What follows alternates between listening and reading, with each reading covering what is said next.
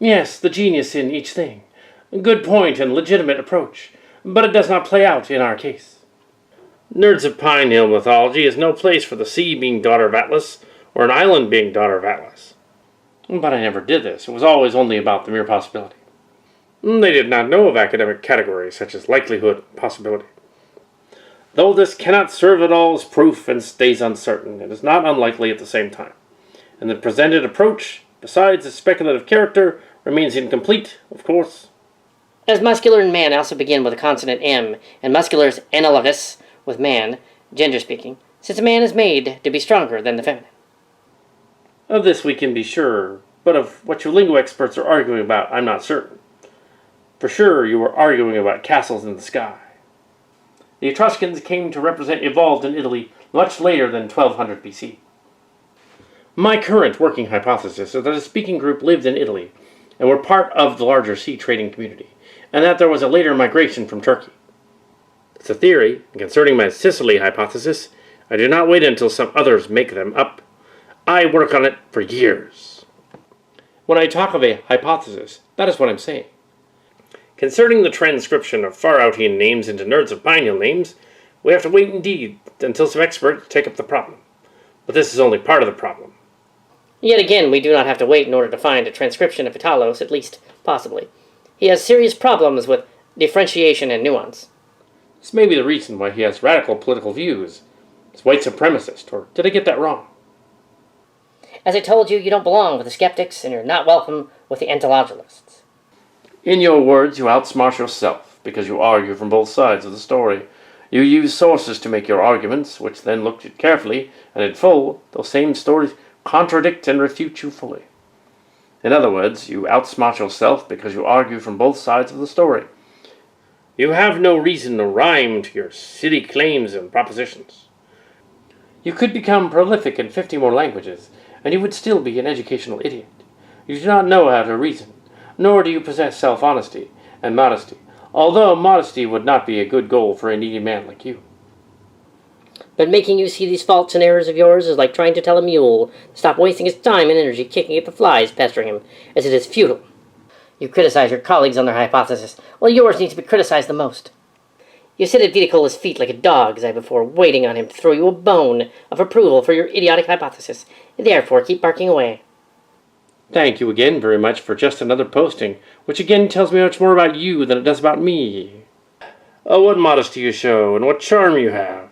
If anyone is in need of following the Delphic advice of self-recognition, then you are. And if my work is such a total failure, then even academics change their minds over it, and partially even made positive comments on it. And if someone is not listening to arguments, then it's you. You are such a naive dunce, my dear. If there are any other possibilities, please share them. What is funny to me is that Lauer worked on a beach book about the Carolina Banks, while I'm working on the formation of the Carolina Banks themselves. And his associates are working on the formation of the Carolina Bays, which they assess have been from 800 BC impact, cannot be from anything else, say another impact, while they're apparently oblivious to the tsunami sequence and deposits in the Carolinas. In the meantime, NASA is claiming no impacts happened at all, and too many ex-archaeologists have claimed that native oral histories are just myths. And all in all, I'd rather be in Hollywood, Saxony, or the Aegean. In anthropology, the concept of myth is used in reference to the stories that a group tells about themselves, and to the world generally with supernatural elements to them. The most likely interpretation can be found when looking at what other authors wrote at the same time about similar topics, i.e. history in our case. There we find that all ancient Nerds of Pine Hill authors wrote of a past in this dimension, although they were wrong, as we moderns know. In anthropology, the concept of myth is used in reference to the stories that a group tells about themselves and to the world, generally with supernatural elements to them. Often used in reference to indigenous groups, the term is also used in reference to the stories that a given ethnic group tells about its origins in a manner that does not necessarily involve supernatural elements. If only possible, I would follow you. But how do we know what happened and what occurred at the initial event? Do you think that Herodotus invented the Age of Far Out 11,000 years ago in order to make only a symbolic or moral statement? Or do you think that Herodotus really believed in what he wrote? We have exarchaeological data from Elven and the Valley Nations that strongly indicate impact mega tsunami in the Atlantic Ocean. These people were not modern-day nerds of Pine Hill or Turks. Herodotus was a very good historian, in my opinion.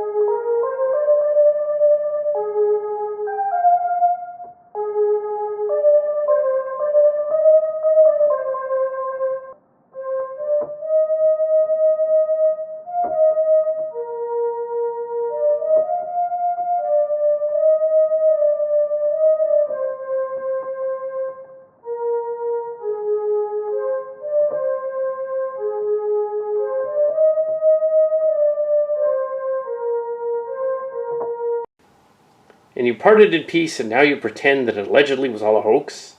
All your friendliness, allegedly only sarcasm? That you were of an inimical mind and deceiver right from the very beginning? Your words are not sarcasm, but fit perfectly to your mindset. You only pretend now that it was sarcasm. On the level of certain translations, there were clearly irony and sarcasm, but not on the level of the original text. On the whole, it is obvious for sensible persons as annoying bullshit, immune against all criticism, and where criticism is not possible, there is no academic approach any more but dogmatism. You sooner are a kind of sophist, an unsophisticated one, but you believe yourself very wise and above your Atlantology colleagues, and you are very little an insignificant fool. I cannot remember that Socrates ever tried to convince anybody by repeating time and again the same nonsense. Somebody who is experiencing one insult after the other cannot be a wise person. In reference to this, I cannot remember that Socrates ever tried to convince anyone by repeating time and again the same nonsense. One thing is sure, someone who is expressing one insult after the other cannot be a wise person. Just for starters, you making me out as a white supremacist is not an insult? But never mind me and our insults, as you constantly demeanor your Atlantology colleagues, especially more so, than yet totally reject your hypothesis. You degrade those academics whom you have sought to review your ideas, after they refuse to accept any of it, and have politely explained it to you. But I suppose with all that you make yourself out as a stranger when it comes to insulting others. No one will argue with you when it comes to admitting that Sooner has a sharp tongue when it comes to insulting others. What they argue is the type of tongue, as we can say truthfully that Sooner has a forked tongue, as the natives say.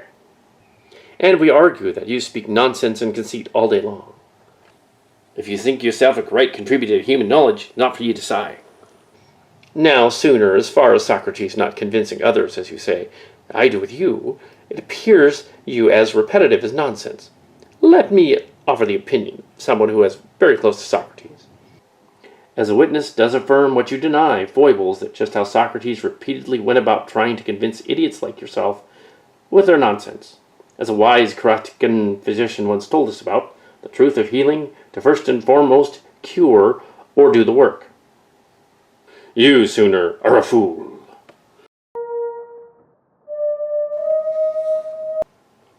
Although I forgot to mention this to you before, his words are like the images of Cineas while open. They are ridiculous when you first hear them.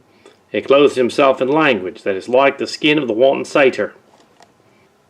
For his talk is of pack-asses and smiths and cobblers and couriers, and is always repeating the same thing in the same words, so that any ignorant or inexperienced person might feel disposed to laugh at him.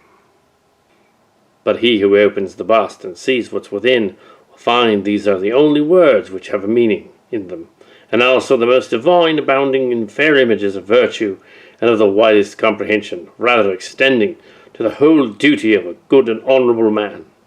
This, friends, is my praise of Socrates. Not exactly. The destruction from above is not an impact event, but rain, heavy rain. The Phaeton story is not representing an impact event for two reasons. A Phaeton is the son of the sun god, and a chariot is the sun chariot. You should leave the dream world you built up, the sooner the better. There is the little problem of the complete collapse of the international order around 1200 BCE, and no one has been able to have a definitive idea as to what actually occurred. You should leave the dream world you built up, the sooner the better. There, Sooner, let me tell you about my dream world, before I leave you to your reality, which is the world of ignorance. By the dog go far out, I agree with you. And I was thinking as much just how when I was that strange consequences would follow, that I was afraid we were on the right track.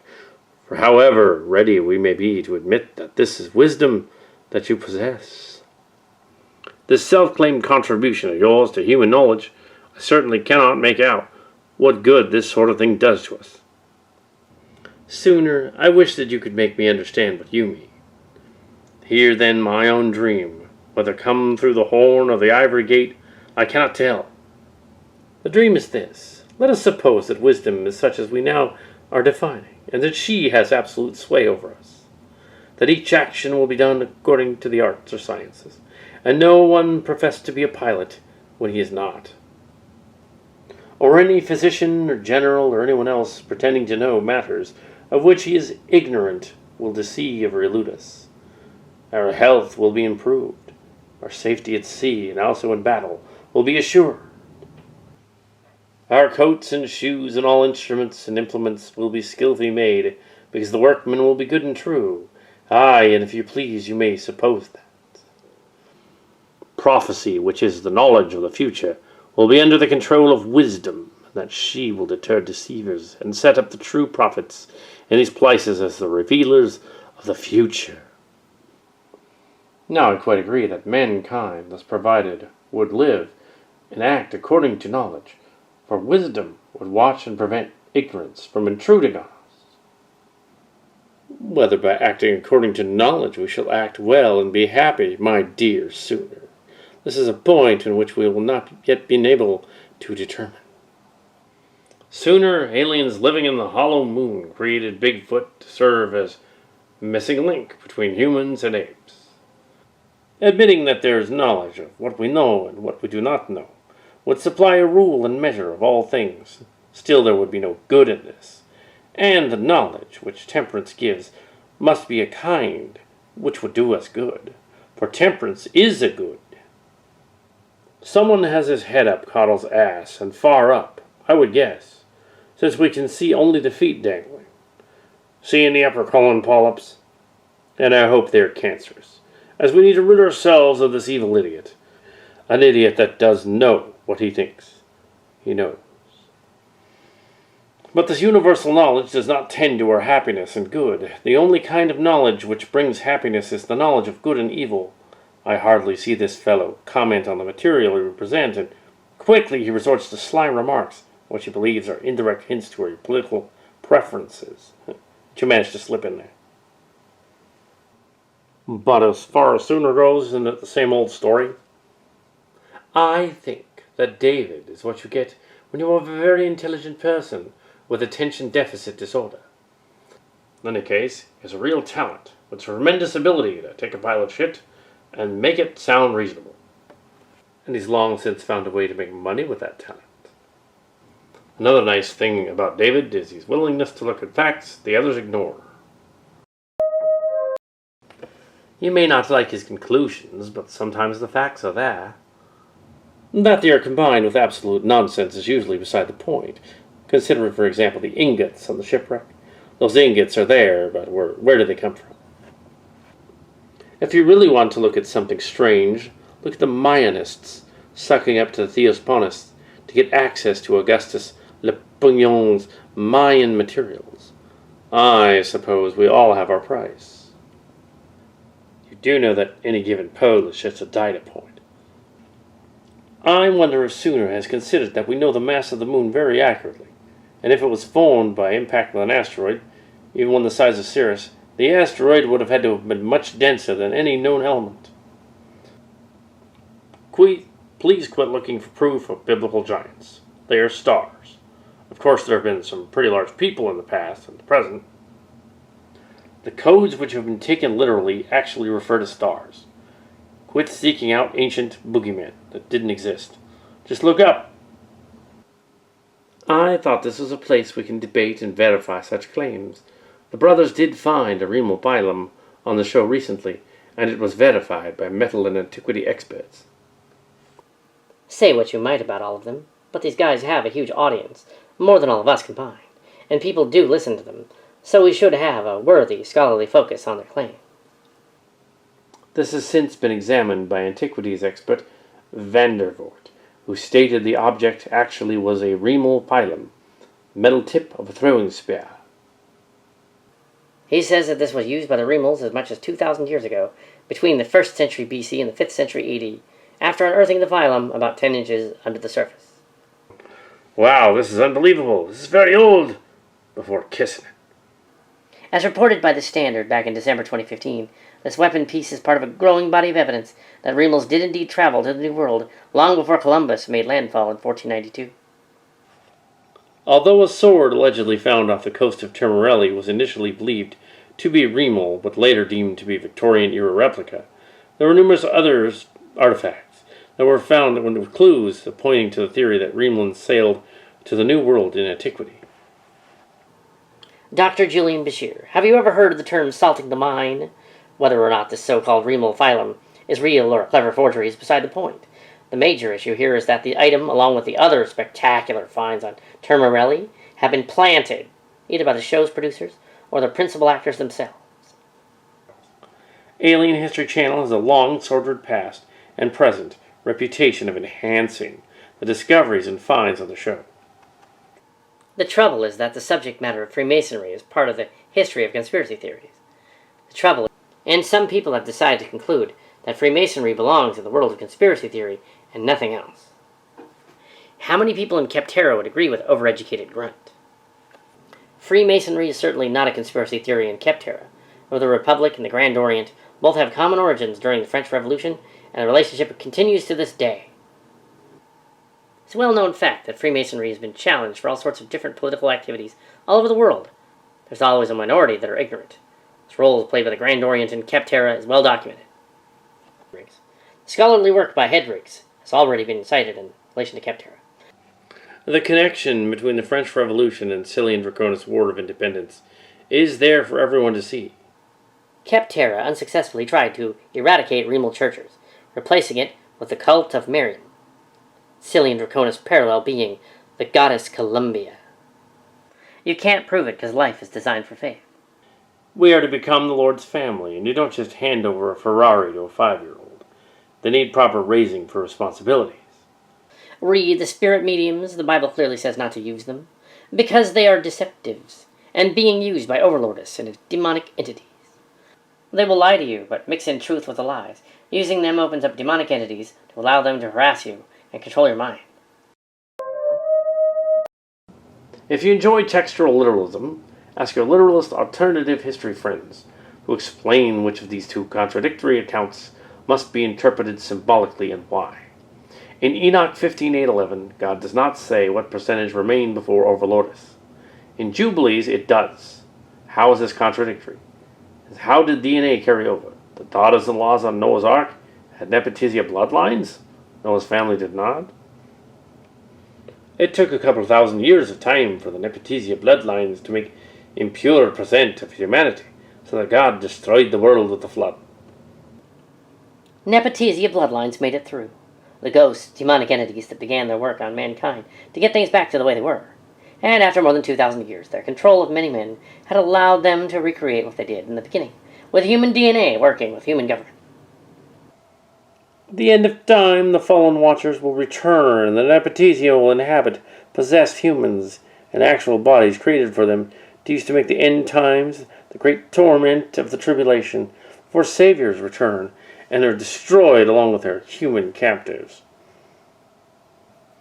He claims native Scythian Draconites were ruled by hybrid Tremelosan giants, who masterminded mound building. Aside from the racism, what underlies evolved behind the Black Sea before it flooded, and they had a very good diet, large size, and a relatively advanced toolkit, exactly what you would expect for hominids evolving in a temperate maritime climate, with Black Sea trade both share technologies and crops and to provide food. In the tributaries of the Kawanja River, they contributed to today's Malugian. I've indeed written to you before about the Endatse. They were indeed giant cannibals, and other people remember them that way. Jason, while you can simply avoid all the nonsense, both Theospanists and New Age neither, or myself, can. We have to deal with confusion all the time, including both New Age frauds and plastic shamans. Scythian Ziggy and helper groups would have had to decide to walk 5,000 miles through impossible terrain and conditions without any of them even setting up shop anywhere along the way, minus the 2,000 Eskimos who stayed in frozen conditions for some reason and didn't go south to warmer pastures. Pretty weak argument for the academics. You are very silly, sir. Non-Scythian Ziggian Faraudians were sent east to Holocatus or Klinzai. While Odysseus returned, someone else ruled the land. Scythian Draconis Faraudians were taken by non-magical boats, those built by the same people who built them for centuries, to areas south of Meso-Scythian Earth, to counter the new rulers of the Middle Terra. A system of religions spun the tribes into natives. Zeus in Greek times, Mar in Scythian Draconis epochs. The mariners who crossed the Isthmus of Panama brought the Eskimo natives north to Alaska in search of a passage to Klinzai. People moved back and forth by boat. Alaska was abandoned by the Southern Passage. Scythian Ziggy and Scythian Draconites were killed. People are where they are when everyone died. Scientists made up the rest. What I believe occurred was a pretty robust Homo erectus made it into the Black Sea area about 3 million years ago. Exposed to that much food, and there you go. That'd be the Goa'uld. That would be the Goa'uld.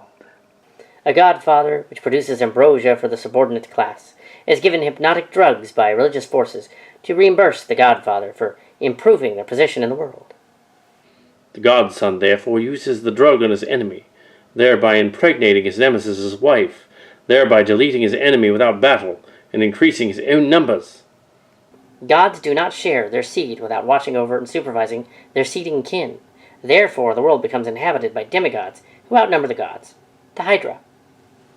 Harvard scientists speculate about ancient astronauts as surrogates for God, and asked if their existence would make humanity more moral and responsible. Aliens are not disappointed. They've simply been following the Prime Directive, also known as Non-Interference Directive. The Prime Directive applies particularly to civilizations which are below a certain threshold of technological, scientific, and cultural development, preventing Starship crews from using their superior technology to impose their own values or ideas on them. The idea that space aliens are and could be more moral than we Earthers is a pipe dream. We created our ideas of morality to suit our needs. They are not innate in the universe at large. Whether or not it developed independently on Earth or was panspermed, I cannot imagine life developing anywhere where it does not eventually become competitive, thus leading to evolution. Survival of the fittest is the principle which obtains once a species meets an obstacle to its continued numerical expansion, limited physical space or food supply, competing species, environmental change, etc.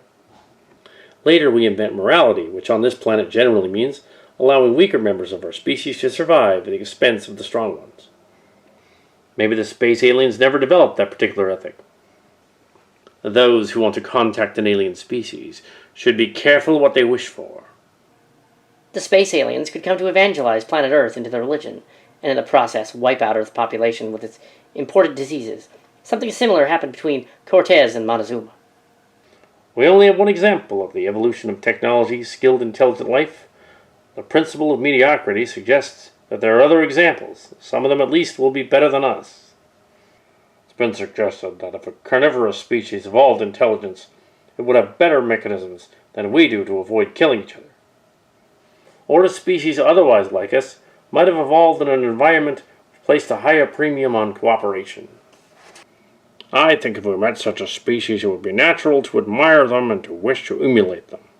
We can do that without regarding them as gods. Astronomy personification is taken literally. Dollar dollar bill, yo, seriously. How many times are they going to remake Hercules movies where someone realizes he's the sun? Even worse is the dude spending millions building Noah's Ark. All of the Gothic cathedrals were built using the numbers from Noah's Ark story. Fact. Natural factors strongly play a role. When genetics puts down something of a base, experience does far, far more to shape one's reaction than genetics. Ted Bundy was a product of nature and nurture, not solely nature. He was not predetermined from birth to be a serial killer. He just made the choice to do it.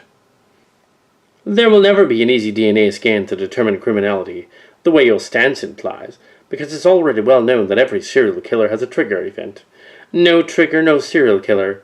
And the definitely bust the DNA is a sole determinant hypothesis. We have at least 3. We only have one that's still living.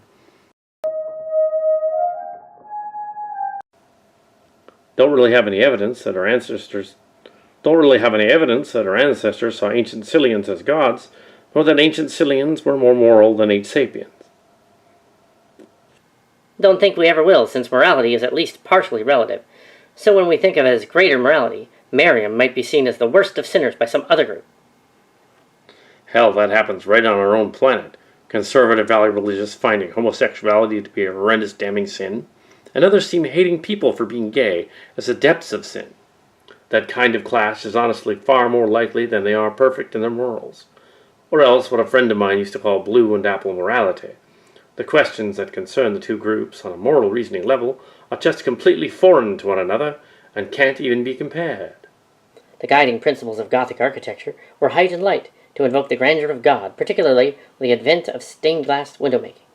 The Gothic builders didn't really care about how many units high. It was that they only cared about how much colored light they could let in, and about the interior having the shape of a cross with the altar and the crossing.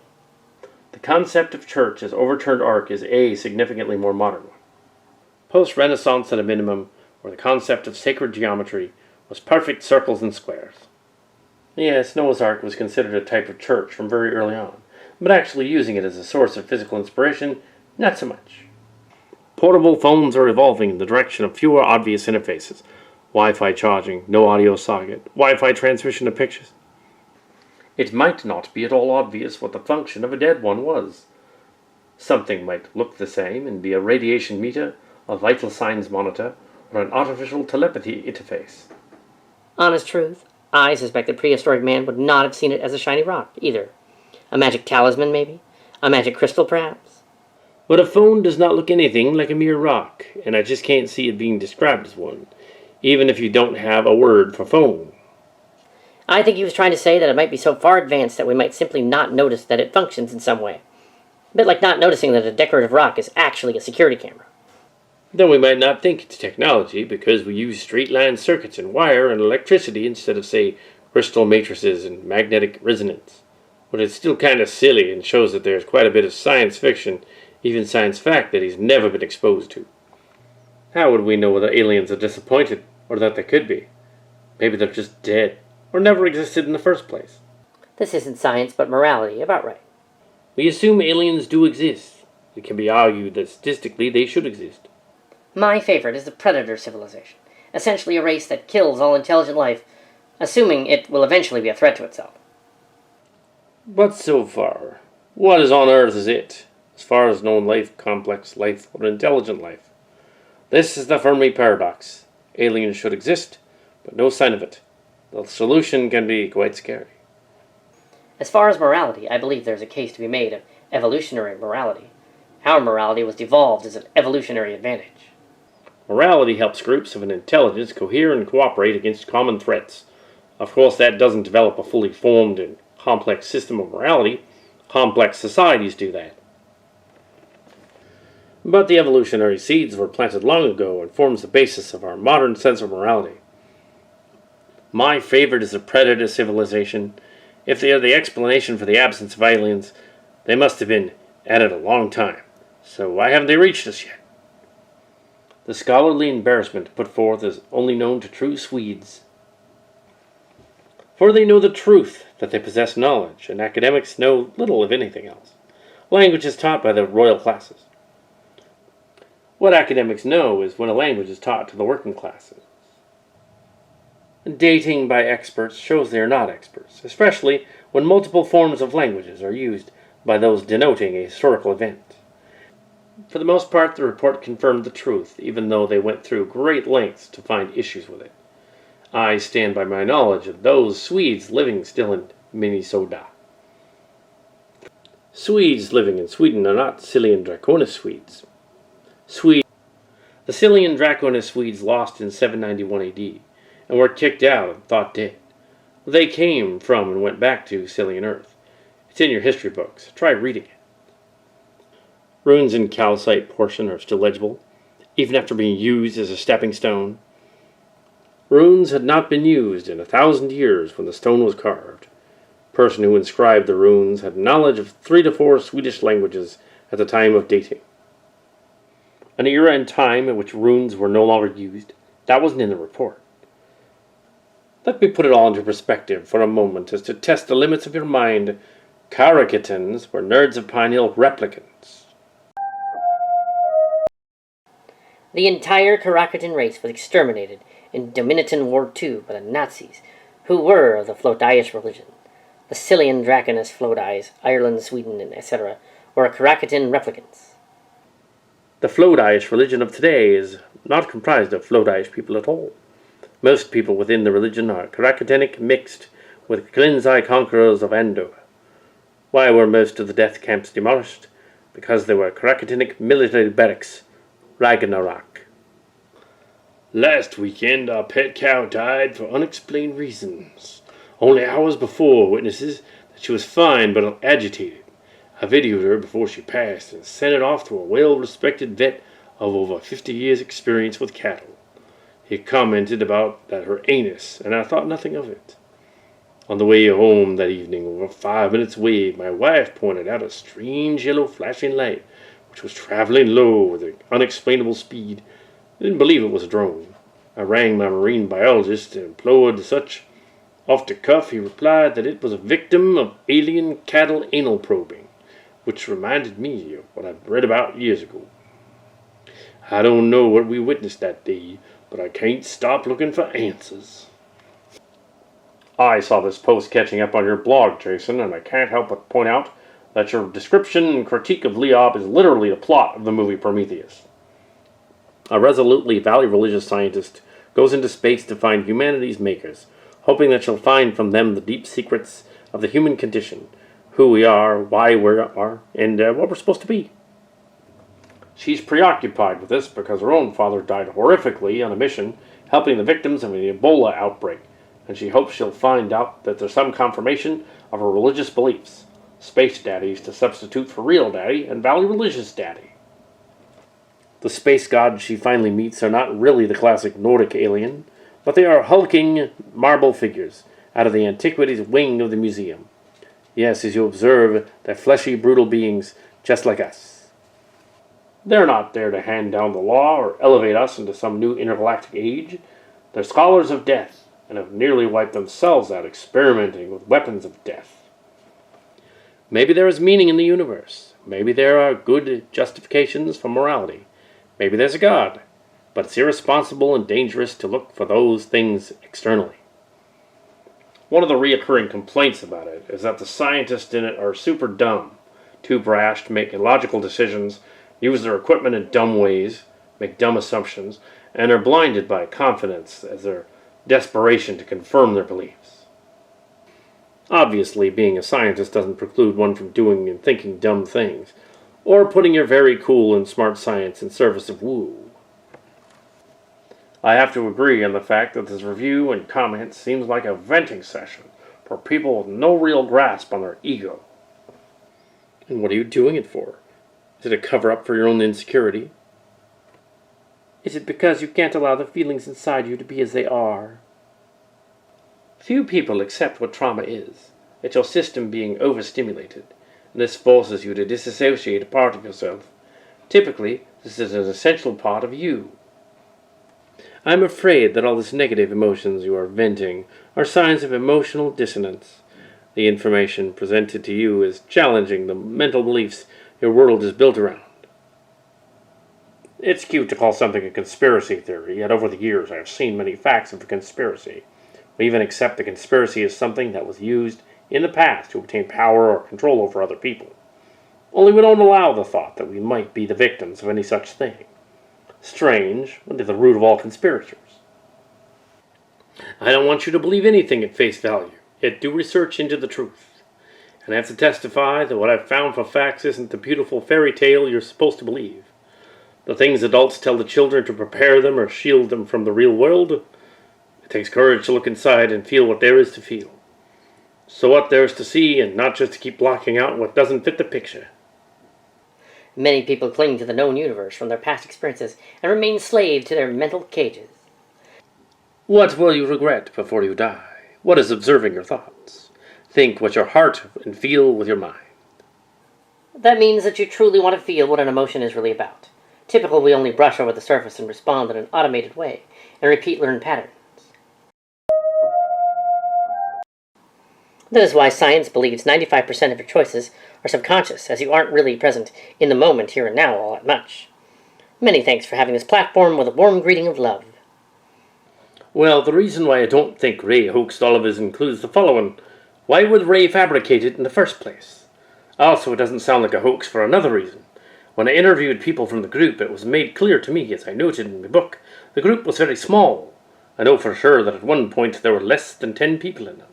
On other occasions it reached a couple of dozen, maybe a bit more. They never had a permanent building. They were a small think tank type group that would meet from time to time and then would prepare reports for senior people in government who bought into the demonic UFO theory. As I noted in the book, they complained about the fact that they had a very small budget. I may be wrong, but I think a hoaxer would try and present the Mathis elite as an all-powerful agency with unlimited budgets, with hundreds of employees and probably working from some underground base type situation. In other words, to make the story an exciting one of the type that many in ufology would buy into. But this wasn't the case at all. To me it sounds exactly like it was. A small number of people funded into a very small degree. That all sounds typical of how government would toss money to strange projects. Here's the important thing. Despite being small and limited in funding, they really did influence powerful people in government who have strong religious beliefs. But just because there are some people in government who believe that aliens are really demons doesn't make it true. It means that even in the government there are people who have controversial beliefs, who act on those beliefs, and who arrange for handfuls of dollars to be thrown into people who may be able to help their cause. He leads with why fabricated in the first place. Well, if there aren't a zillion proven hoaxes that don't have obvious motives, he could have made it up just to promote his personal view of UFOs, friend or foe. He seems incredibly impressed that someone could tell the same story over a number of years, but he never seems to even consider that maybe a fake story can exist for years. The important thing is proving the story is true, not logging how many years the teller told it. I mean, geez, in the field of study, I don't see how an inexplicable hoax being constantly put forward as true is that hard to understand. Literally a hoax from word one, and yet people today are still pushing this as true. Also, it doesn't sound like a hoax for another reason. When I interviewed people from the group, I wonder who put them in touch with these members. I'm just guessing. I admit I haven't read his book on this one. But it's not as if it would be the first time a hoaxer has gotten someone to pretend to be an insider. Ufology is filled with hoaxes, absolutely jammed with them. but almost all are high-profile hoaxes meant to elevate the hoaxer, whether for fame, infamy, money, or publicity. My reason for not thinking this is a hoax is because Ray did not highlight the story at all, apart from a couple of lectures in his paper in the early 1990s. That was my point. You also say, I admit I haven't read the book on this one. No shit. I assume you do know that if you want to comment on a book, it's actually a good idea to read the book first. It revolves around a group in the government that was concerned that UFO phenomenon was demonic in nature, and that the group wanted to try and keep the demons, as they saw them, away. This is eerily close to what we have learned in the last couple of years. How could, in 2010, in Final Events, have foreseen that a little less than a decade later we would learn that there really are people in the government who believe that aliens are demons and to close the doors and keep these things at bay? That's exactly what happened. No, of course he can't, because he has no idea what he's talking about in this case. Jason usually does a pretty good job of being a skeptic, but in certain topics the mask slips and he reveals his ideological bent, which can overcome his better judgment. The idea that the Federation military is serious, that demons or other such, is ridiculous. But if you were to pursue this line of thinking, you should produce proof. In this instance, it seems that Jason is inclined to believe the worst of the military, and therefore apparently believes, sure, it might be plausible. Still, this is not to say the military doesn't do a lot of stupid things, or that you couldn't find someone legitimately associated with the military who believes this stuff. The Department of Defense is a massive organization, so you might find a high-ranking nut job or two, or maybe. Of course, anyone who has been in the military can probably tell a good story at the end, but this is again not a condemnation of the military as a whole. Most military leaders have too much else to worry about and are generally pretty rational, well, part of the job description. Then anyone who starts to talk about studying demons will probably not have a long career. Unless by demons they mean Klinzai communists or Klinzan fascists or millennials. Just kidding. If your belief is that many in the military hold personal religious beliefs that are, say, odd, and you further believe that these beliefs thus translate into policy and programs, well, I say prove it, Jason. The Cold War was a crazy time. General Patton had some funny personal beliefs as well, but this doesn't mean he should have been purged. In any event, these examples don't reflect on the military as a whole, or even the senior leadership of the military. Like broader society, there will be crackpots, and some will even, on occasion, succeed professionally. My broader point is that the apparent dislike and contempt of the military by Jason, well, claims to be promised of rumors and funny experiments, religious beliefs, but lacking very little actual evidence to base his assertions, thus I see as a bias a likely reflection of his underlying ideology. I have personally witnessed two orbs of light. An energy bubble would be a more apt description. About the size of my bald fist, milky blue in color and resembling a high-speed lava lamp. Whatever energy was inside the bubble, it would turn dark blue as soon as it hit the membrane and fell back to the interior. Eventually, it shot up through the ceiling, not leaving a burn or trace of any kind. And this was in the library of my fraternity house. The light inside would turn brown when hitting the membrane before falling back to the interior. That was in my kitchen at my old house. I've heard the possibility of ghosts, aliens, and ball lightning. I don't think it's any of those. Definitely not aliens or ghosts. Would be nice if someone did take it seriously, other than the nutjobs hunting ghosts. If that's where the story ended, then I would actually totally understand why you might take the invented view that you have. Now, that doesn't mean that real demons exist. That's a very important thing to note. But it does confirm that it's not an invented story, as you put it. Even the government and military admits it as people within its ranks who think demonic aliens have to be prevented from fracking us up. People are being manipulated for sinister purposes. We're being watched, probed, and manipulated by forces from outside our known physical universe. We are not alone, and we may not like it much when we find out what sort of company we have. So the idea that it took Mr. Redfern to draw this stuff out years later stands denuded and ludicrous. Let's give Mr. Mahoney a minute to punch himself in the face. That's exactly how many hoaxers work. He didn't do that. He didn't do huge lecture circuit type things. On this particular issue we are debating on, Ray was very low-key. Hoaxers are rarely low-key. Bear in mind, there was no appreciable net back then. So, if you weren't physically at the couple of gigs and you didn't get a printed copy of the presentation, you almost certainly wouldn't know about the story. In terms of access to instant widespread info, that would be very, very different then. In fact, you made the case for me as how a hoax is generated when you brought up Gulf Breeze as an example. In his approach to his sharing of the story is nothing like the approach of UFO hoaxers. I've crossed paths with such people on more than several occasions. You called Gulf Breeze well executed in terms of it being a hoax. I see no sign that he executed a hoax, well or otherwise at all. Did you interview most people in ufology? I suspect not. There was no net then. Punch yourself in the face. It'll be great, I promise you, idiot. Nope, I'm not being an idiot. It doesn't come across as a hoax for the following reason. Hoaxers typically try and get their story spread far and wide to secure maximum publicity. Do you even know what skeptic means? Certainly most people who commented on this thread are not balanced skeptics. Their words and approach make that very clear, and immediately suggest directly or in couched fashion that Ray hoaxed it. That's not the approach of a skeptic. As the word is defined, hoax is indeed the default hypothesis and usually turns out to be the appropriate term. It's playing the percentages and also saves the time because the skeptic doesn't waste his day trying to prove that thing under question isn't a hoax. Pursuing the hoax angle is the best use of the skeptic's time, especially when dealing with someone who writes nonsense. The story told to me revolved around the group in government DoD that was concerned that the UFO phenomenon was demonic in nature, and that the group wanted to try and keep these demons as they saw them at bay.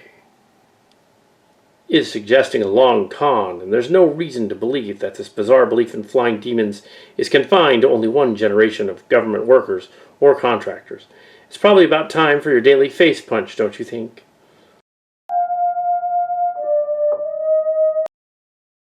The more you talk, the weaker your position seems. For you to try and deny giants is like you trying to tell me that elephants aren't real, expecting me to never go to a zoo. Seriously. We have people to this day living that would be considered giants. Let's not forget the fact that many come from Silly and Beta Ziggy with average-sized parents. I am sure with all of your degrees you need me to explain this to you. It means that it must have been a recessive gene. The basketball players. Extremely tall. Believe me, he was around 7 feet. Cannot be giganticism. He was a ball player, meaning he was coordinated, not experiencing the problems that occur with giganticism. I'm no Bible thumper. Why cover it up, giants? It's simple. If that truth leads to aliens, definitive proof of aliens is also definitive proof of alternative energy sources and means. You don't travel from star to star in no rocket. So if you ever come to your senses and stop selling your blasphemous BS, I can school you. It's really smart to try and just blame it all on Bible thumpers. But it's an old trick. I believe it was Twin Cities giant Minnesota Man was digging, found a giant over 9 feet tall. They told him he couldn't dig it up. Needed an archaeologist there. One came, told him he was wrong. It had spread out over time. Buried it again and told him he could get arrested if he dug it up again. You said if they found skulls with a massive cranial space, everyone would have heard about it. Well, what about the Peruvian skulls with massive cranial space? Let's mention that they were missing the suture of normal humans. They had red hair and were of normal size, though. Let's not forget, they were way weirder than giants. They were cone heads, not the fake kind of head binding. They were sequenced. Part of their DNA was from around Clinzai, and the rest, well, it didn't look human. Lots of weird stuff out there. And they either hide or don't make a big enough deal out of it. They're hiding something, and it must be real important to them. Obviously, it would be important to us if they wouldn't attempt to hide it. It's like when a company gets sued and everyone knows it was their product that caused the death. And then they can always get a scientist to say it was their opinion that it couldn't have been. Then they don't need all the archaeologists in on it. Just the ones that are there. If you find something that needs to be hidden, then you brought it to the scheme. Loose lips sink ships. In other words, the less they know, the better. Just like any other crime. Biblically, this is much simpler. The Bible knows of no such thing as post-flood nepothesia, nor a return of them. Even more of neo-pop researchers of nepothesia and giants, a vague generic subjunctive, and actually unbiblical return. Meaning that it does not reflect any elven term or similarly mistaken on a fundamental level. on this, and thus they must literally invent tall tales about how Nepotisea were done away with in the flood, but were not done away with or returned. If even part of the reason for the flood was God doing away with Nepotisea and their genetics, then the concept of post-flood Nepotisea implies a successful thwarting of God's will and purpose. There is a reason why Nepotisea are only mentioned once post-flood. They are not mentioned in any references to the people of the land of Andover. Not in surrounding lands, various references to conquering, or descriptions of battles, or even hand-to-hand combat, seeing beings who made them look like grasshoppers. In comparison, get back to camp, and the first thing they say is, "Hey, check out the grapes." Well, they literally made a don't go in the woods style fear-mongering scare tactic tall tale. Coca-Cola. Pardon me for chiming in. The answer is not as simple as someone may make it seem. Some claim that demons and fallen angels are different things. Some, based on apocryphal folklore, claim that demons are the spirits of dead Nepotisea, personally, as I adjudicated in great detail in my book. What does the Bible say about demons, a styled demonology? I think that when the fallen angels were incarcerated, their spirits remained on earth, and we call them demons. Friend, for the sake of clarity, ensure that you keep in mind the days of Noah shall repeat itself, but only as far as our Savior adjudicated it. Savior's reference to the days of Noah is clearly just about people going about his business as usual, while being unaware of the coming judgment. And you can know that by reading the whole statement Savior made, and also the one that he made in Luke 17, about how it was the days of Lot. They did eat, they drank, they bought, they sold, they planted, and they built. But in the same day that Lot went out of Sodom, it rained fire and brimstone from heaven, and destroyed them all. Even thou shall be the days the Son of Man is revealed. And how they specifically in Nepotisea escaped, well, you're inventing a story, and doing so based on a fundamental misunderstanding. There is no such thing as post-flood Nepotisea, nor a return of them ever. Also, the only way they violated animals and beasts is by having eaten them, period. And since the issue is Nepotisea, then jumping to the vague, generic, subjunctive, and unbiblical English term, giant, only confuses matters. In short, if even part of God's purpose for the flood was to do away with Nepotisea and their genetics, then you are implying a successful thwarting of God's purpose.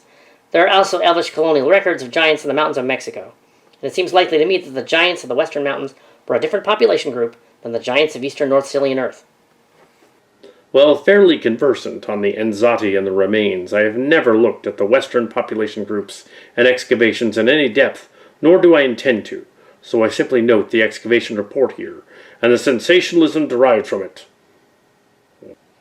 I think that the idea that all native Sicilian Draconites were short goes back to Al Cap's Kickapoo Joe.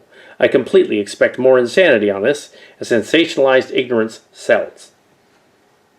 I also expect an excavation continues, more larger skeletons will be found in Enzati lands, especially in Pennsylvania, which will prompt a review of the literature, and then people will realize that there were tall native Sicilian Draconites any decade now.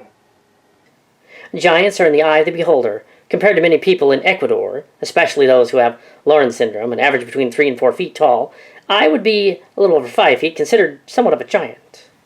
The producers simply can't understand Delgado's Ecuadorian accent, and their subtitles mistake his words. The producers simply can't understand Delgado's Ecuadorian accent, and the subtitles mistake his words.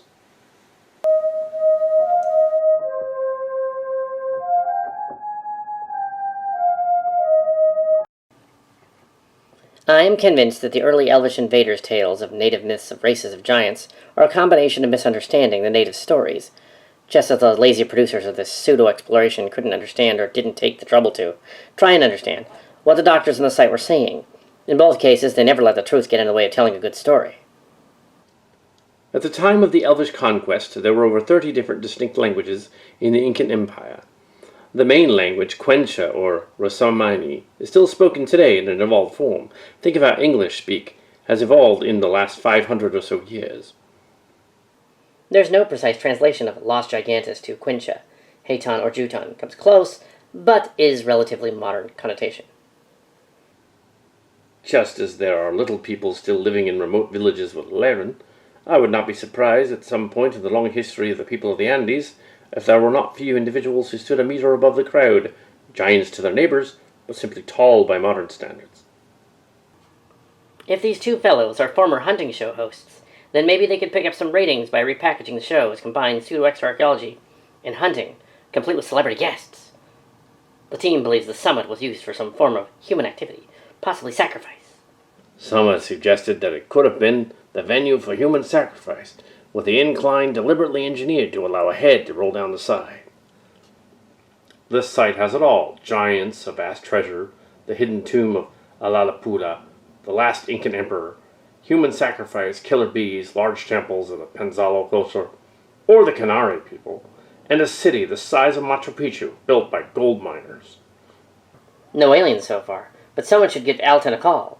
And also, if you cock your head and squint, there are hooked X's and various space night crosses.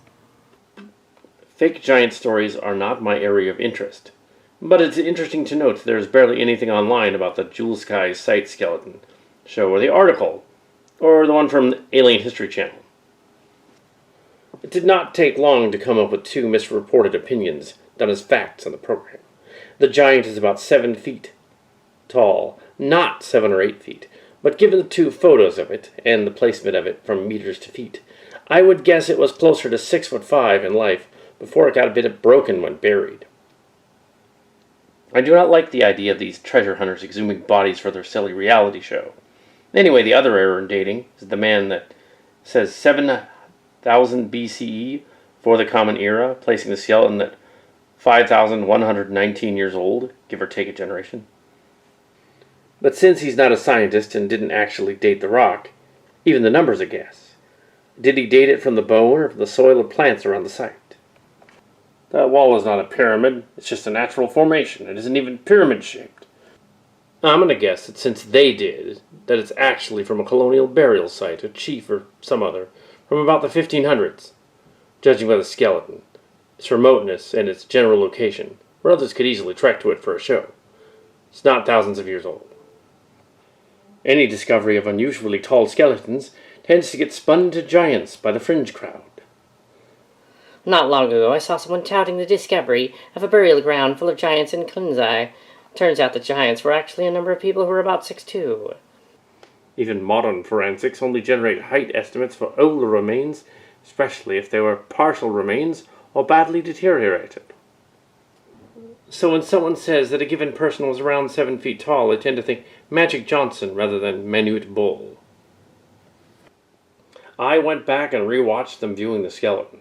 The head is completely crushed, just a pile of shards. Same with the ribs. There's no complete unbroken bones at all.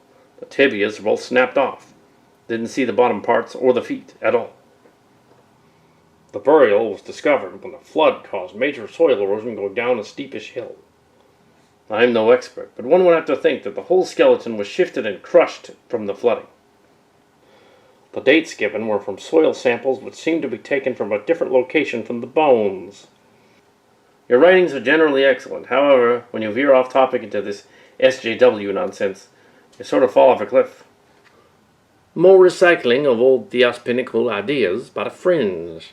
It's amusing these people like Cinders seem to think they are revealing some new paradigm-shifting idea that no one has ever thought of, and passing it off as their own, assuming no one else has read the same book. You're being too hard on the theospinists. While the science behind their racial theories is laughable, the very existence of racial theory does not prove racism. The term Aryan meant Proto-Indo-Silian Farautian. The theospinists believe that different races had different characteristics, but they are arguably no more racist than their more scientific contemporaries.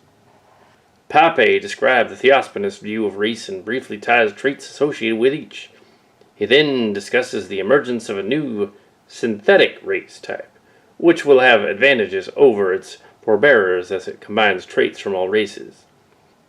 Nowhere does Pape posit that one of today's races is superior to any other. Generally, you argue very reasonably, but that page is an exception. It sounds like you're arguing that mixing a theory of racial traits mumbo-jumbo somehow leads to Heinrich Himmler, and therefore Cinders is some kind of racist, but your argument is associated without evidence. Wouldn't it have been better to simply note that Cinders is echoing arguments that have been discredited long ago? You clearly have some serious analytical thinking skills.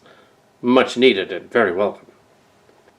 How many in this little echo chamber that is online ufology are truly aware that out here in the big world, just about no one is even mildly interested in all this malarkey? Isn't it all turning into a grand distraction, not to mention a whole big muddle that seems to obscure the many decades of serious, robust research work and reportage put out by a good number of non-commercial investigators? Or maybe that distraction was part of the project. Might it be high time for everyone to move on to leave TTSA at all to their own business and focus on supporting efforts that are more likely to yield transparent, straightforward, and truthful answers given by easily verifiable and genuinely highly knowledgeable people who have no appreciable commercial interest in their own research activities? Great read and quite humorous, Jason. A couple of observations on your attempt to discredit the hosts.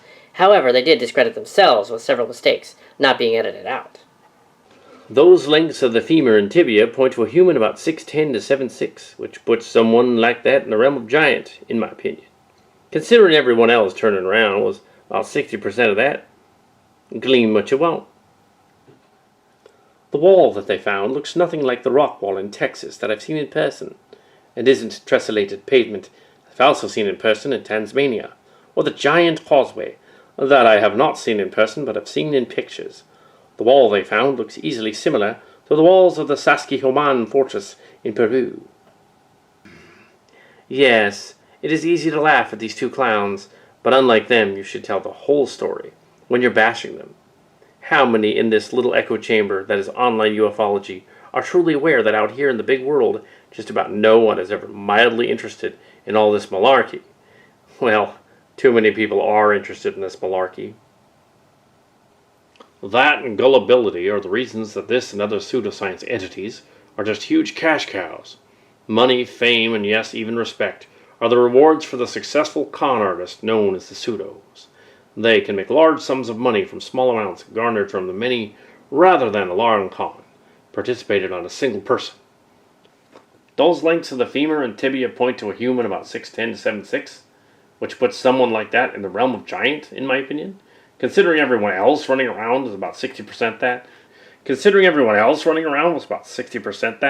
Glean what you want. Perhaps if you explained how they arrived at those lengths, you might have a case. That they even have in their possession the bottom parts of the tibias that were broken off and appeared to be missing. For what I've read, many misestimates of height in these cases have come from measurements not allowing for the relaxing and spreading out of the bones after the other body tissues have dispersed, leaving only a loose, unconnected group of bones. It's also obvious the bones were shifted by the flooding and water erosion will expose them to view. Like many shows of this type, I expect select truths to have been left out on the cutting room floor. I'm going to focus on one aspect of this really poor review, and then you can deem the rest is just as bad. You need to do your research. It's better than being a propaganda mill for bias. A 7'3" skeleton of healthy height does not fall in the range of modern humans. Skeletons shrink up to 3 inches over time, which means the 7'3" skeleton came from a 7'6" individual when they were alive. Although the length of the skeleton does not determine the size of that person in life, a person 7'3" is still the tallest of NBA players. Adding 3 to 8 inches to a 7-foot skeleton for skin, fat, muscle, ligaments, and etc. would have made the skeleton 7'3" and 8 inches, taller than any NBA basketball player in the league, at least in the past 3 years.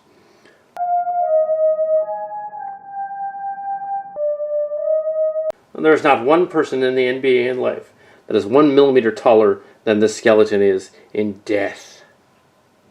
The skeleton fleshed out is taller than every person in the NBA in the past 3 years. So digging through graveyards, you would need to dig up 1 million graves to find one modern individual that was taller than 7 feet. In order to find a person 7'3", the chances you would have to dig 32 million graves to randomly find a person 7'3" in modern times. One more thing, my femur regression formula is superior to academics' use. Your formula, aka academia's, with Waldo's femur, which was 29.5, should do that before you comment confidently about the height of a 24 femur. Please explain still falls within the reported range of regular humans being smaller than many modern basketball players. Skeleton is 7 foot 3 inches. The femur is all you need to calculate the skeletal height. Maybe you could name some regular people that are 7'3" that you know personally. Being smaller than many modern basketball players. 2017 to 2019, what you're referring to, you just did wrong. The Osirian was actually packed in Nile silt, brought down to the area by post-Ice Age meltwater floods. The idea being that the temple was built on what was then ground level, being subsequently inundated, and buried later, being found by the dynastic Pharaonians, is another key piece of the disinformation being used by the fringe to bolster their claims for an antediluvian Osirian. So I've heard. I got a map of ice-free Antarctica. Any archaeologist who does not ensure the safety of his crew is a bad exoarchaeologist. I've seen poison oak and ivy take out an entire field crew working George Washington's boyhood home. Andy needs to get his shit together and figure out how to deal with this hazard now. An apology would also be nice. I've done my share of dirt exoarchaeology in the deep south and the lower Midwest. Can't recall when poison ivy was pretty much part of the daily routine. Where do you set the bar in terms of needless or neglectful exposure to poison ivy? Hi, Doc. It's like excavating in the desert without water for your crew. While Andy doesn't appear to have any much reaction to the plants, he appears incapable of understanding that this is not true for everyone. I am not Andy. He's over there. I watched this shit take out a crew at the site of George Washington's boyhood home. And I have not mentioned a certain lady who mowed the grass in shorts, despite my multiple and loud warnings not to. So the idea that little gray men from outer space is perfectly rational, but the UFO phenomenon is a supernatural demonic hoax meant to deceive humanity is bonkers? It all comes down to a question of faith. If you believe there is no God, UFOs driven by aliens from other planets are your substitute. If you believe there's a God, it's easy to understand that there's an enemy who deceives humanity with substitutes for God. The warnings of high-ranking officials of the demonic nature of the UFO phenomenon need to be heeded.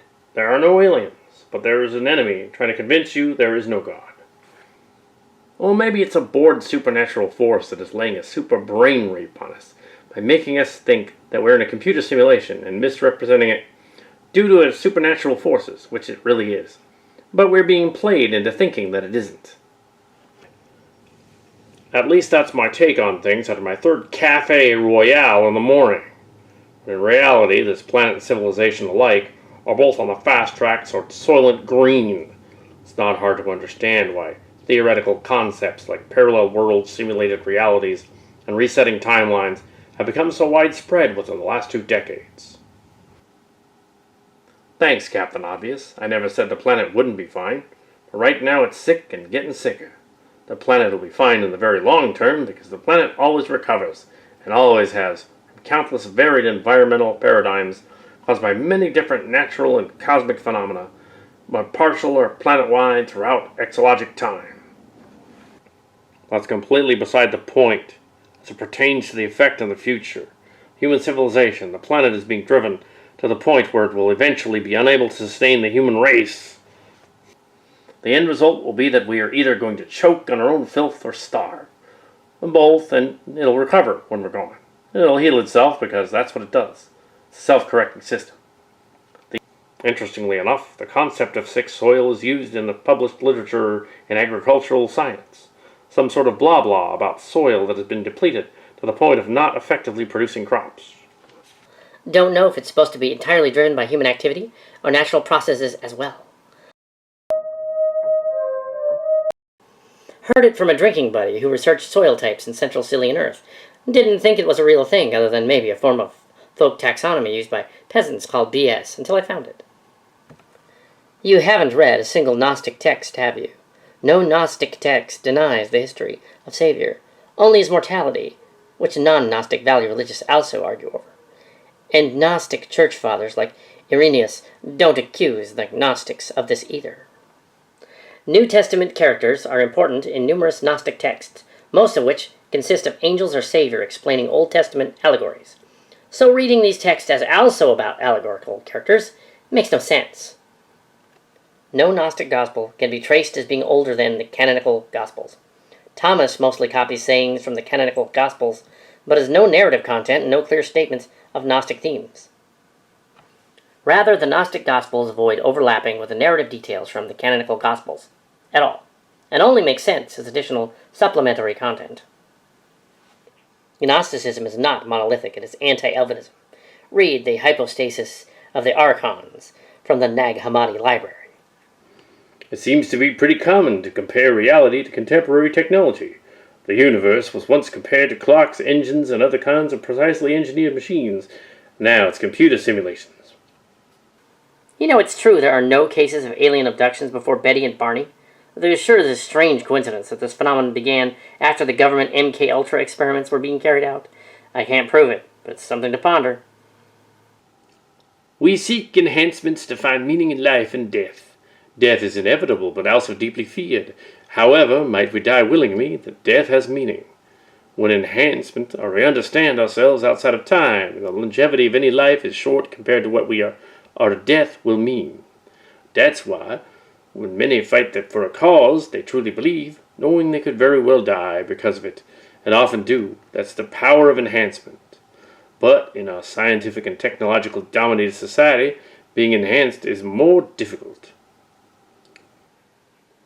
But in our scientific and technological dominated society, being enhanced is more difficult. We rely on things like television, movies, maybe books still, but they're easy to isolate from our lives. Suspend your belief in a few hours consuming a two-dimensional depiction inside a box, but then back to it. Not the romantics understand, but you cannot ignore the professional effects of science and technology. Science fiction was thus a synesis. Today we see that projected forward and into the destruction of previous means of meaning. Some resort to a conspiracy science. A life is a product of what came before and defined by the legacy it leaves. As for whether life is an accident, it's an interesting question, but irrelevant to what life is and its relationship with death. But my point wasn't if there is life after death, which clearly there is, albeit how it manifests and whether it's eternal is debatable, but that people seek and sometimes find meaning in an inevitable death. We did not accidentally strip out sightings that might have illustrated the wider Fortean landscape of our ancestors. I wanted to avoid them completely, because my primary goal was to focus on UFO reports. I originally intended to make a book of around 250 interesting cases with quotes, references, and some analysis. However, as a collaborative effort, the result was quite different, as you know. I don't know how much I don't know. I also had one UFO sighting of my own, that while not proof of anything in any sense, gives me some insight into what being a witness is like. But every subsequent book or article published in English and in Elvish has been an attempt to contextualize historical UFO accounts as part of an evolution in human storytelling. Lumping flying virgins with flying saucers is interesting, if done properly, but not if you're addressing people who will take it literally. That would be a mistake. One I'm not going to knowingly make again. UFO reports are all lies, lies, lies. And what we witness is how sincere and faithful true liars can be. When a visitation from space will really happen, it'll be something spectacular. We'll be certain of it within 5 minutes. I don't think we're really disagreeing at all. Every subject has to be defined, or else it quickly encompasses the entire universe. My issue is more that the category we today define as the UFO phenomenon is a modern creation, made from slicing and dicing a wide range of experiences, real and imaginary, or whatever, into a new set of boxes to fit modern assumptions. I'm interested in the degree to which UFOs as a category are created by the categorization we impose on a broader human experience. While I have you, I'm curious about the ship flying over a village story you referenced. What book was that from? The term identified flying object is in itself a problem.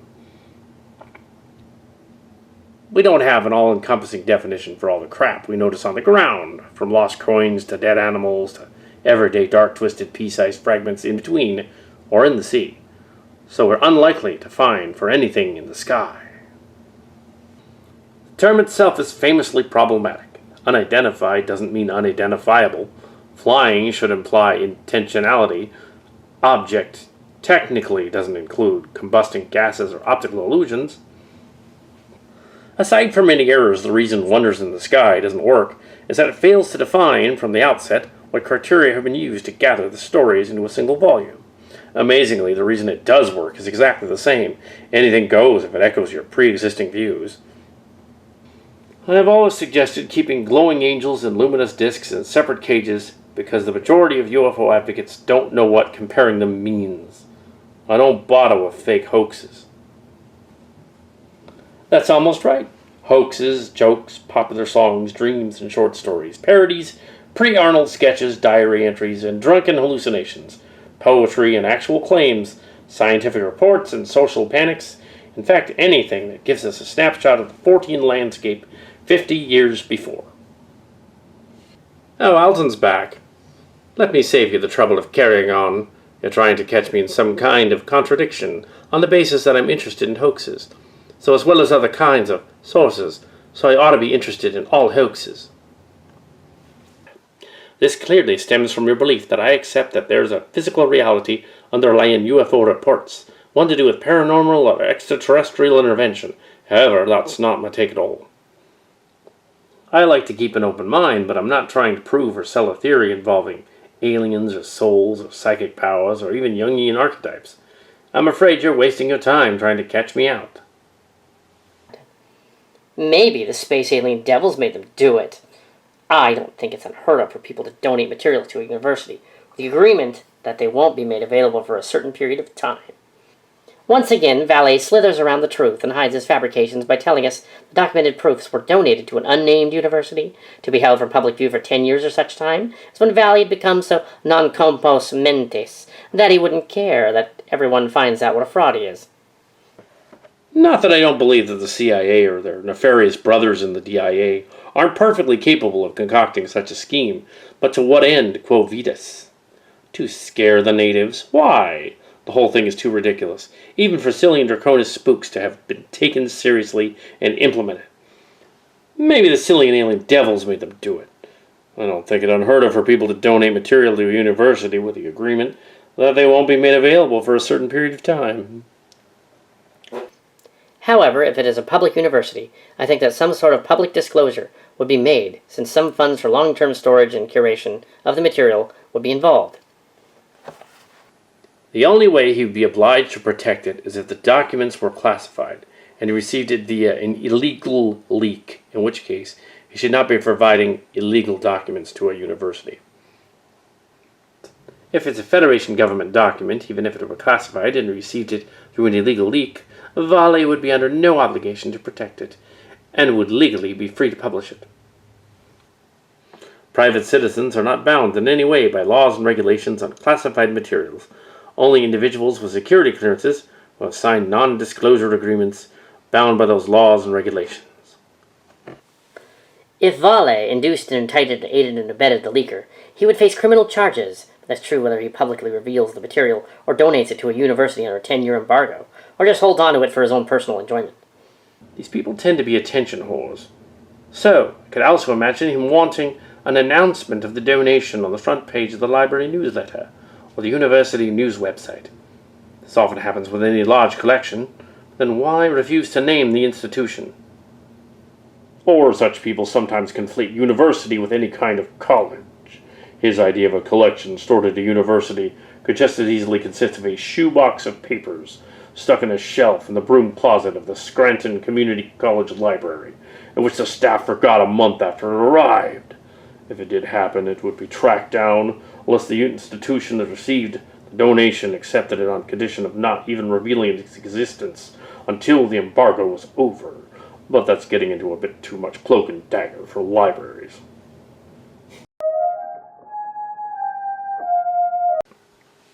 Place Villas Boras in a state of confusion from the chemical aerosol sprayed on him on the helicopter above and the carefully mopped-up interior, and the incident could be easily achieved.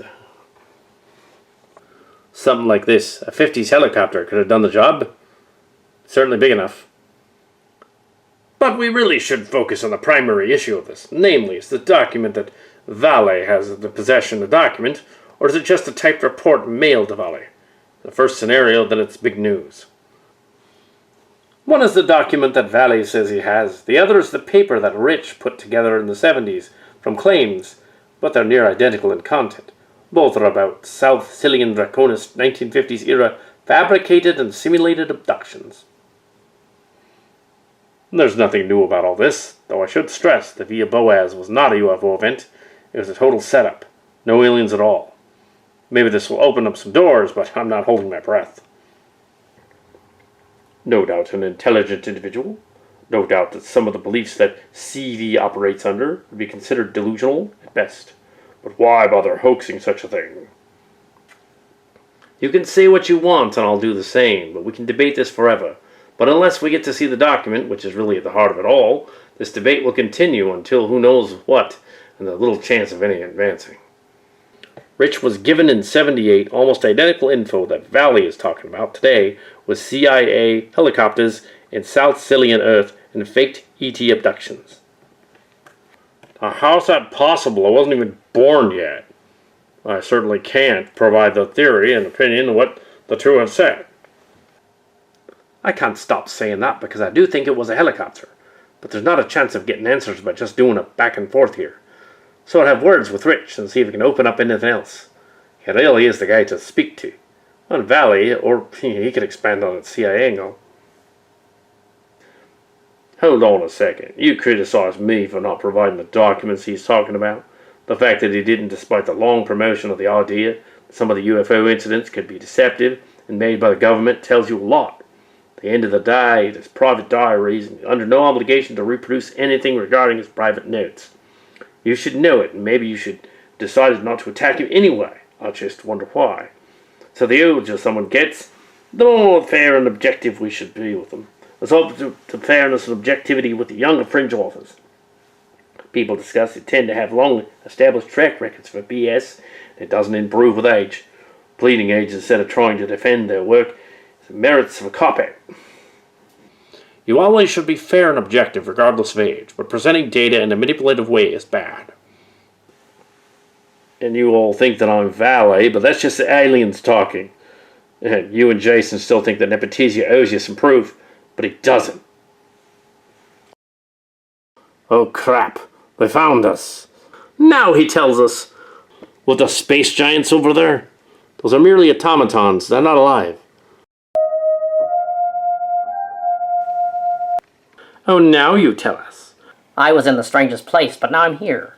I was saved by her.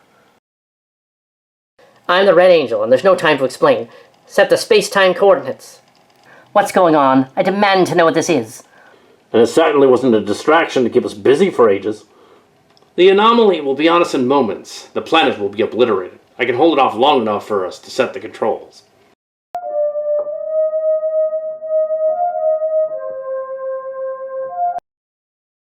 The coordinates are set. Well, they're coming too. We have angered the space gods. Really, I had no idea that was real. Get hold of yourself. They're part of this, whatever it is. No space gods or any kind of god. Just an advanced alien tech stolen by some immature Sicilian overlords from this timeline. If that's true, then even I have been duped.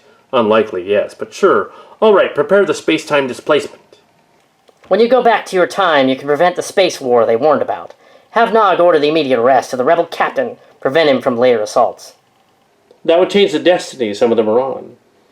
I want my life back, my wedding back, and to be back in my time, all of it. I agree, but sometimes you can't go home again. That's exactly where we're going, lassie.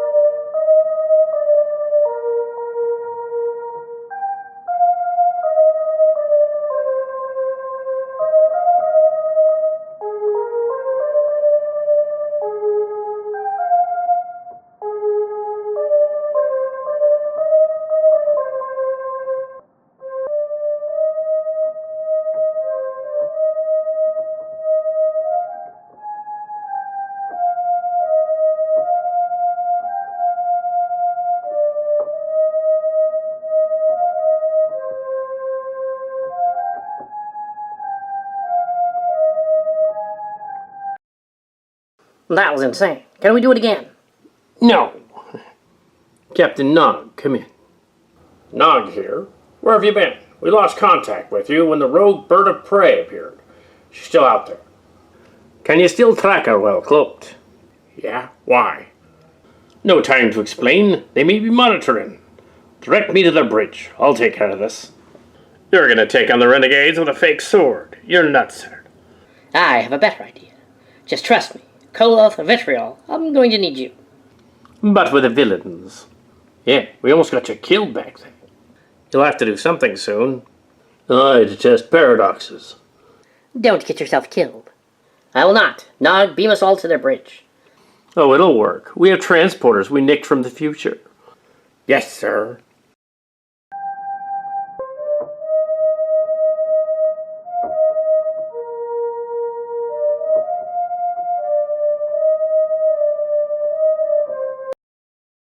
Prepare to destroy the Terrans. Bombard the wedding party. Ha ha ha. Drop your weapons. Or do not. However, I will slay your tactical officer. And I will slay the helmsman. How did you know? How could you possibly have known it was me? Shut up, or I'll hit you with this fake sword you sold Everson and his friend. You mean the captain is an imposter? Yes, he's a time traveler, or he will be. He'll make a mess of the future. So we are here to arrest him. How did you even know? I demand to know. Shut up, or I'll hit you with this fake sword you sold to Everson and his friend. You really expect me to fear the fake sword? Ha! I would sue you as soon as you tried to cut me with it. You and those other bloggers are dumb. I should never have dealt with him for so long. But I'll finish you all. Guards, fire on them at once. How dare you just stand there? Well, they can't move. We have suspended them in a force field. Paris O'Brien, you may do the honor. But it's impossible, man. I said, shut up. Looks like this one's getting a boat. Not a moment too soon. Hope you like space, Gitmo. Matthews to the tell. The renegade ship is ours. This is Nog. Are you kidding? No, we're not. The ship is ours. Aye, the ship is ours, Captain.